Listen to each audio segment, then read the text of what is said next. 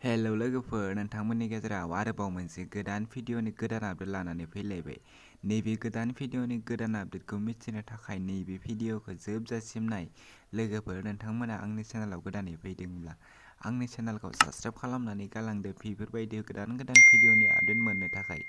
बिदिब्ला लोगोफोर, फैदो दिनैनि नैबे गोदान भिडिअनि गोदान आपडेटनि सायाव। नैबे भिडिअखौ जोबजासिम नायलां।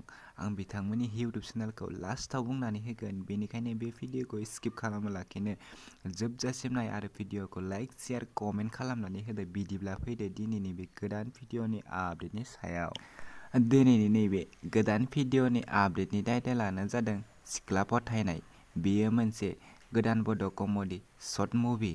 लोगोफोर, नोंथांमोना दासिमहालागै फुल नायाखै, बे भिडिअखौ आंनि नैबे भिडिअनि गेजेरजों नायनानै लानो हागोन। नैबे भिडिअनि कास्टिंफोरानो जादों अनिल नार्जारि, मनिसा मुसाहारि, प्रेक्टिकेल बसुमतारि, दैदेन औवारि, पिंकी ब्रह्म।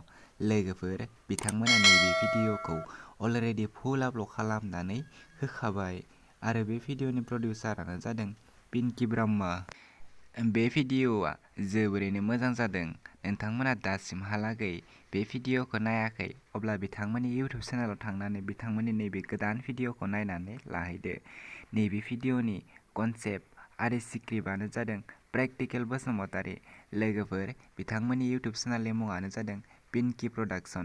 नोंथांमोना बिथांमोननि नैबे इउटुब चेनेलाव थांनानै बिथांमोननि गोदान बे भिडिअखौ नायहैदो आरो दासिमबो बिथांमोननि चेनेलखौ साबस्क्राइब खालामाखै, अब्ला बिथांमोननि इउटुब चेनेलखौबो साबस्क्राइब खालामनानै होदो।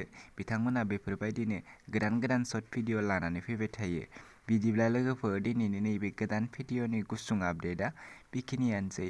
आंनि चेनेलखौ दासिमबो साबस्क्राइब खालामाखै, अब्ला आंनि चेनेलखौबो साबस्क्राइब खालामनानै गालांदो। बेफोरबायदि गोदान भिडिअनि आपडेटखौ नोंथांमोना बयनिख्रुइबो सिगांसिन नायबाय थानो थाखै।